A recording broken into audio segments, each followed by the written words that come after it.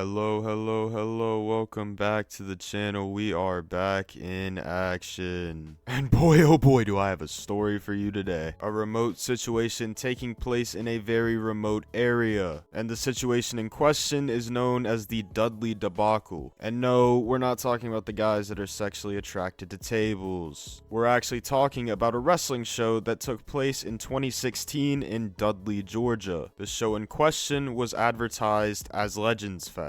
And yeah, it was definitely a legend show. Dog, just listen to the people that were booked on this show. Arn and Ole Anderson, Tully Blanchard, Barry Windham, Ricky Steamboat, Larry Zbyszko, Sabu, Tracy Smothers, Tammy Sitch, otherwise known as Sonny, One Man Gang, Too Cold Scorpio, and Ronnie Garvin. Ted DiBiase, Raven, Dutch Mantell, and Demolition Axe were also scheduled to appear. Keep in mind, they were just scheduled to be there, not actually have a match. The show's matches were less than ideal. Of fucking course Tessa Blanchard was here. Now you're probably asking, why am I busting your balls? Why am I telling you all this stuff? This seems like just a completely normal indie show with a few extra legends. Noah, get to the point. But to get to the point, I have to introduce you to the show's promoter, Gregory Green. Oh, Gregory.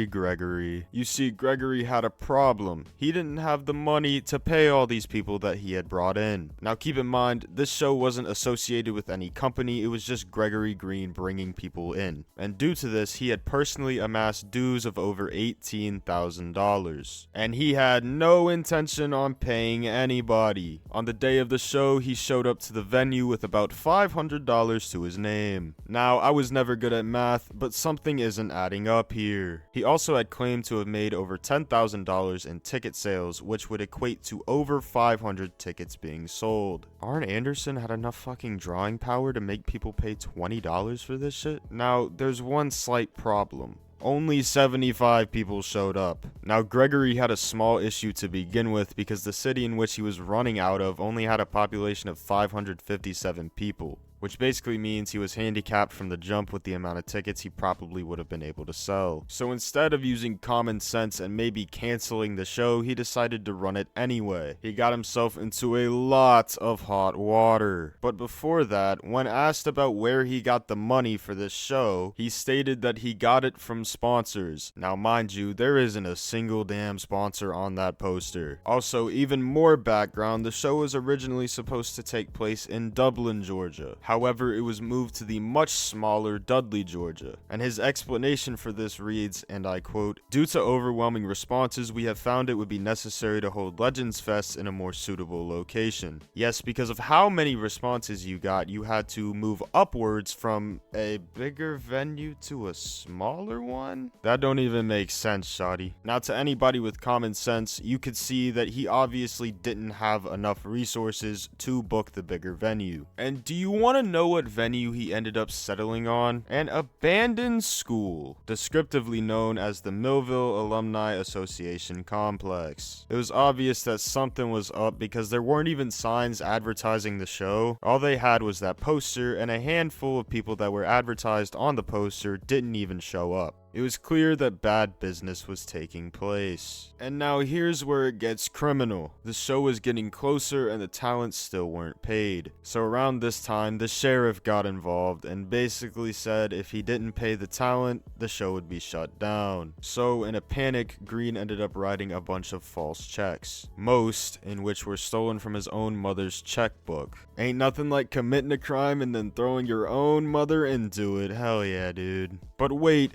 there's more, because he had also promised to book the talent's hotel rooms. And because he was broke, every single talent that attempted to check into their said hotel rooms, they were denied because his credit card declined.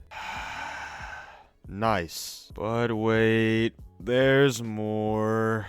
He couldn't even take accountability for his own actions, because another promoter that he was trying to get a loan from in the beginning, Paul Eubanks, he basically just threw him under the bus 4 million times. He blamed his own faults on Eubanks. According to witnesses, Greg Green during the event was sweating and stuttering a whole bunch. He knew he was cooked, and everybody knew the jig was up whenever Arn Anderson demanded $1,000 on top of his fee from Greg Green. He demanded this because Green had given him a chair which had broken, and everybody found out that he had no money because he had to admit that he couldn't pay that. Now, Arn was one of the very few people that ended up getting anything from this event. He basically forced his money out of Greg Green. Now, mind you, the show still happens. It was a standard indie show, and all the controversy occurs after the show. So, after the show's up, what happens? What goes on after the show? Well, Green flees, and all those checks that he had wrote, those false checks, they all bounced. He had done a little thing called committing numerous felonies. 66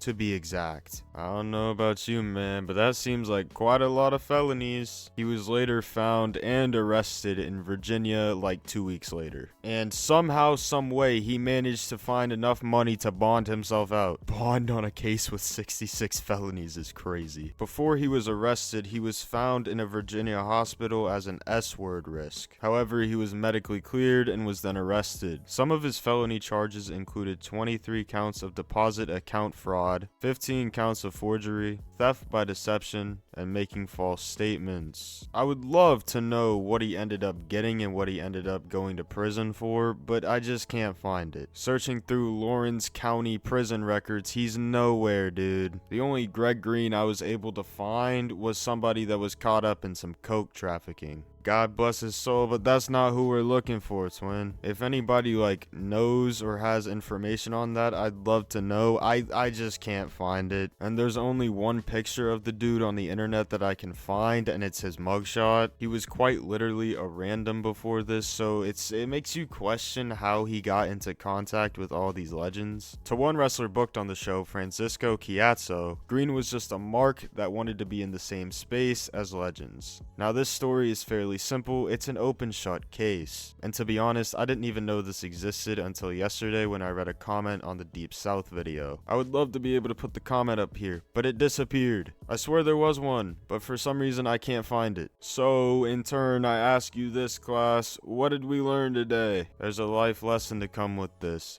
Don't promise something you cannot give. Don't steal from your mother's checkbook. Don't just commit an unholy amount of felonies for the love of the game. It's not worth it. We have also been reminded that even at an old age, Arn Anderson is a very, very scary individual. This whole type of situation is still very common in professional wrestling today. It's like a mainstay in the industry, and it'll be a thing in many different industries as long as humans walk Earth. Just cancel the show if you can't pay everybody. It's never that serious, big dog. It's an open shut tale as old as time.